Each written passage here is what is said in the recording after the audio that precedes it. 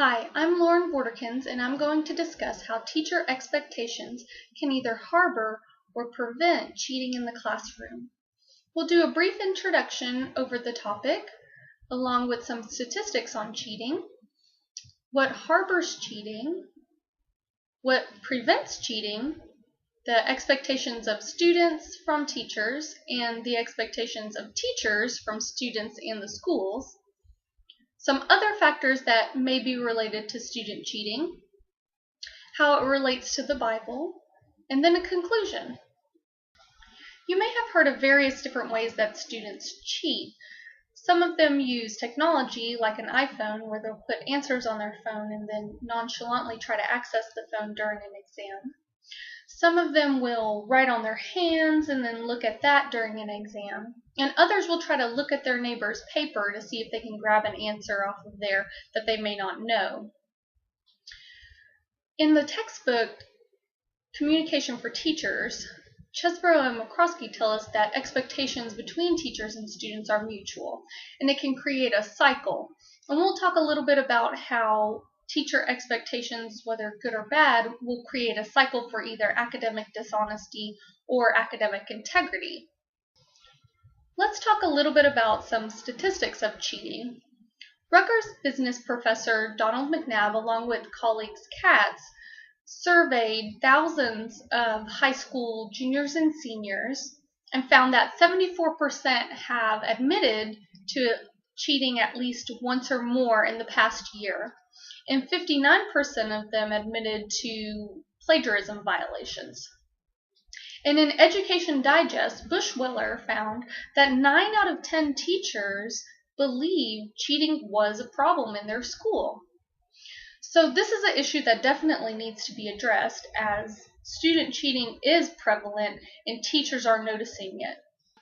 So what harbors student cheating in the classroom? Starnes, the chair of the Educational Studies Department of Berea College of Kentucky, said that unfair expectations can produce academic dishonesty in the classroom. And this was coming from a study of U.S. Secretary of Education Ron Page, in which he told teachers across several districts that they needed to get test scores up from students or they would be fired. He didn't care how they got the higher test scores, he just knew that they needed them. And so teachers would then turn a blind eye to cheating because they knew they needed those test scores or they would lose their jobs. And so this created an unfair expectation of teachers that harbored cheating in the classroom. Sometimes teachers have unfair expectations of students where they may create an assignment or an exam that is just too difficult for students to complete.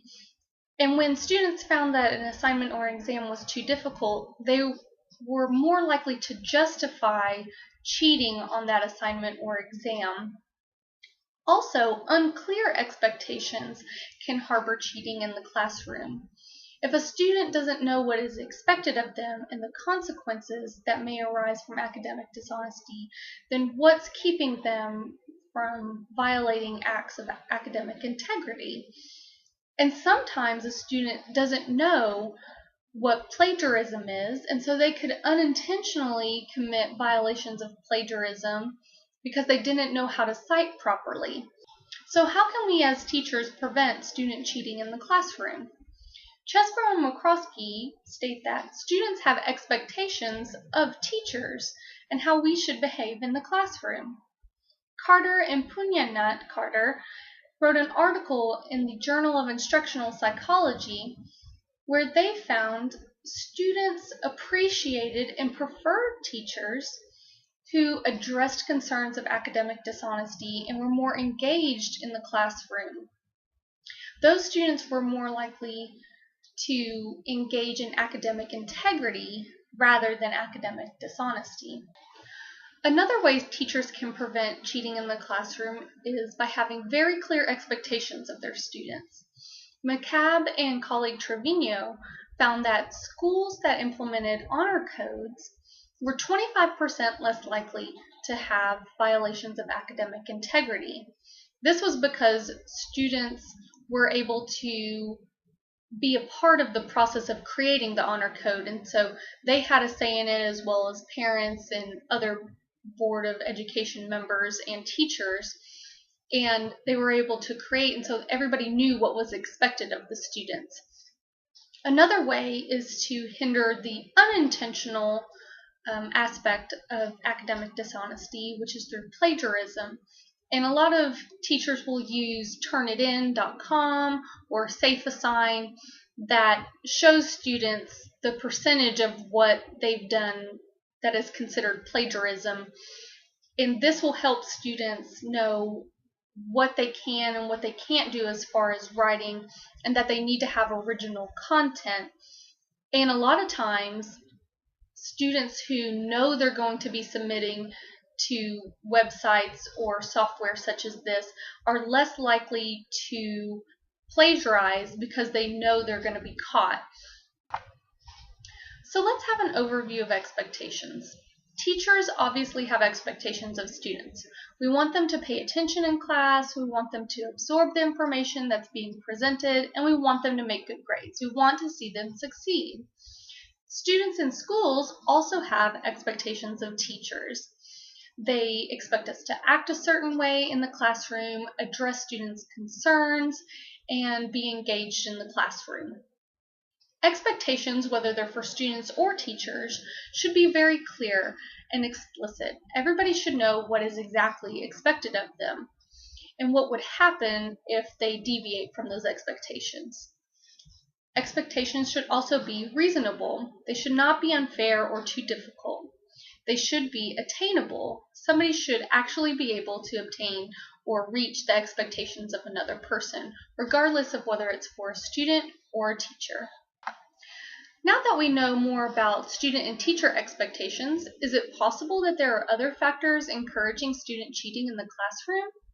It's possible that peer influence and peer pressure is encouraging students to engage in more cheating in the classroom, simply because if a student sees another student cheat in the classroom, then they may think that it's okay to do that themselves. Strom and Strom, who presented an article in Education Digest, found that parents are more concerned about their students performing better than their classmates, that they are willing to create excuses for students' academic dishonesty. Students may also have self-expectations in their career or educational goals that may influence them to cheat. For instance, if they're in a very competitive field, such as, let's say, becoming a doctor, they may be more inclined to cheat simply to stay competitive. That's not necessarily right, but it could be a factor in promoting cheating. So how can we relate teacher expectations and cheating in the classroom to a biblical point of view? Well, God has expectations of us. That's why in Exodus 20, He gave us His commandments. Two commandments that stand out to this topic would be, you shall not steal and you shall not bear false witness. When a student participates in academic dishonesty, cheating, plagiarism, they're stealing other people's work and passing it off as their own. They're lying to their teacher or bearing false witness on the assignments or exams. And in Galatians 6:7, God tells us that whatever we reap, we will sow. And if as teachers we cultivate a classroom of academic integrity, then we will reap that in our students.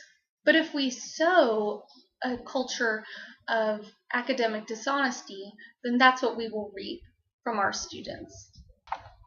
So what can we take away from all of this information?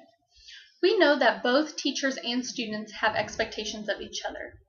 We know that clear expectations deter students from violating academic integrity. And we know that unreasonable and unattainable expectations increases academic dishonesty. So we need to make sure that our expectations and reality can come together in the end in order to create an atmosphere in a classroom environment that promotes God's expectations of us. Thank you very much for listening to my presentation on teacher expectations and cheating in the classroom. I hope that it gives you a better insight of what harbors and what prevents cheating in the classroom. If you have any questions, please email me at lmborderkins@liberty.edu. Thank you and have a great day.